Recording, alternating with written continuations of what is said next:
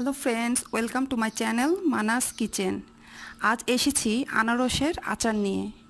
আনারসের অনেক কিছু আমরা খেয়ে থাকি, কিন্তু আনারসের আচার সচরাচর খাওয়া হয় না। আপনিও করে ফেলতে পারেন খুব সহজে ও একেবারে ঝামেলা ছাড়া আনারসের আচার। তাহলে চলুন জেনে নেই আনারসের আচার করতে আমার কি লাগছে। আনারসের আচার করতে যা লাগছে: 2 কাপ আনারস কুচি, 1 কাপ চিনি। এখানে একটা কথা বলে রাখি, আনারস যদি মিষ্টি থাকে তাহলে 1 কাপ চিনিতেই হয়ে যাবে, আর আনারসের টেস্টটা যদি একটু টক থাকে সেক্ষেত্রে চিনির পরিমাণটা একটু বাড়িয়ে দিতে হবে, 1.5 কাপ দিলেই হবে। 1 কাপ পানি, এর মধ্যে 1 চিমটি মৌরির গুঁড়ো দিয়েছি, এটা আনারস সিদ্ধ করার জন্য লাগবে। 1 কাপে যদি না হয় সিদ্ধ, পরে আমি আরও 1 কাপ ইউজ করব, সেটা বুঝে ইউজ করতে হবে। 1/4 কাপ সিরকা, একটা দারচিনি, 2টো এলাচ, 1 চিমটি লবণ, 1 চা চামচ মরিচের গুঁড়ো, 1 চা চামচ জলপাইয়ের আচার, মিষ্টি আচার। এটা ঘরের তৈরি আচার, আপনারা ঘরের হোক বাইরের হোক যে কোনো মিষ্টি জলপাইয়ের আচার দিলেই হয়ে যাবে। তাহলে চলুন নেক্সট স্টেপে চলে যাই। মৌরি আর পানিটা দিয়ে দিচ্ছি।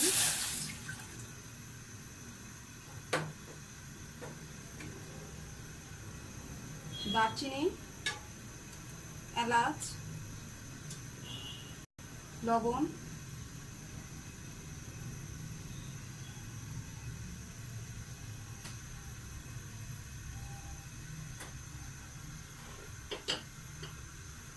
আনারস কুচিগুলো দিয়ে দিব।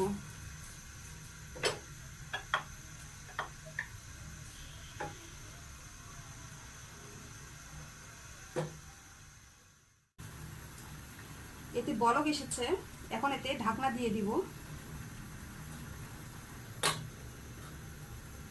10 মিনিট ওয়েট করব সিদ্ধ হওয়ার জন্য। 10 মিনিট পর চেক করে দেখব সিদ্ধ হয়েছে কিনা। যদি সিদ্ধ না হয় আরও 10 মিনিট ওয়েট করব। তাহলে ফিরে আসছি 10 মিনিট পর।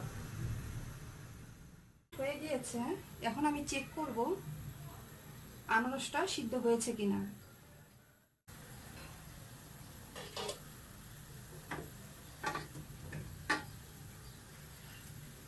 একটা আনারসের পর একটু চিপে দেখলেই বোঝা যাবে না এটা সিদ্ধ হয়নি। আরও 1 কাপ পানি এতে দিতে হবে। আরও 1 কাপ পানি দিয়ে দিলাম, সাথে সিরকাটা দিয়ে দিলাম। এখন এটা আবার 10 মিনিট ঢেকে রাখবো। 10 মিনিট পর ফিরে আসছি।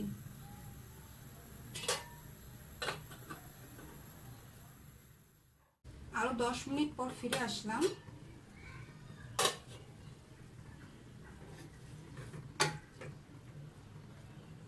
এটা এখন সিদ্ধ হয়ে গিয়েছে। এই সময় একটা ডাল ঘুটনি নিয়ে এটাকে এভাবে জাতা দিতে হবে, আধা ভাঙা করে ফেলতে হবে। দেখুন এটা। এখন আমি দারচিনিগুলো তুলে ফেলবো। দারচিনি, এলাচ,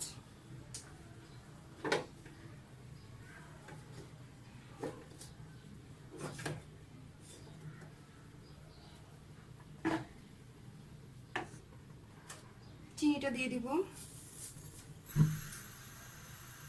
জালটা একটু বাড়িয়ে দিব।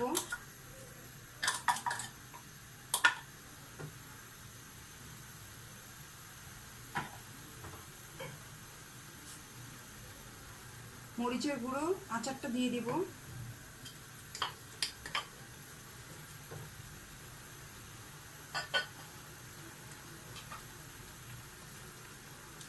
এখন এটা অনবরত নেড়ে যেতে হবে, তা না হলে নিচে লেগে যাবে।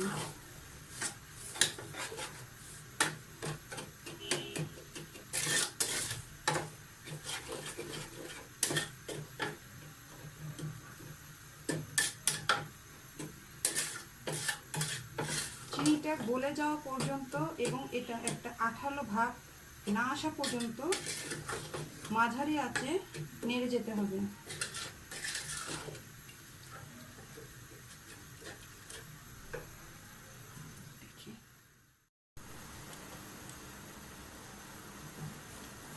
এটা অনেকটাই আঠা হয়ে আসছে, দেখতেই পাচ্ছেন।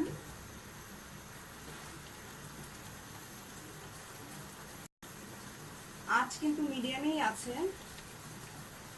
এটা আর কিছুক্ষণ নাড়লেই এটা একেবারেই আঠালো একটা ভাব ধারণ করবে এবং তখন এটা নামিয়ে ফেলবো।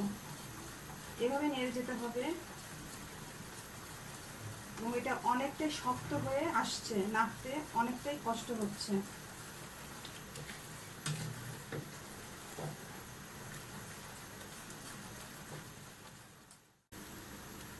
এই থিকনেস যখন হবে তখন এটা নামিয়ে ফেলতে হবে, কারণ এর থেকে বেশি রাখলে এটা একেবারেই শক্ত হয়ে যাবে এবং খেতে খুব কষ্ট হবে। এখন এটা আমি নামিয়ে ফেলবো।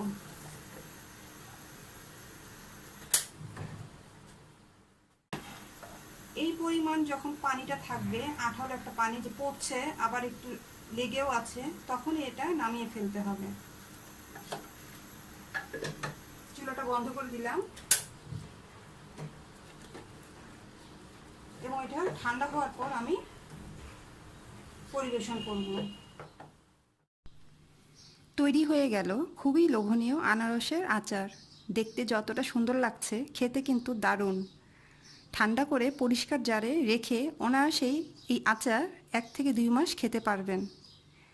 আশা করছি এই রেসিপিটি আপনাদের ভালো লেগেছে। ভালো লেগে থাকলে ফ্রেন্ড অ্যান্ড ফ্যামিলির সাথে শেয়ার করুন।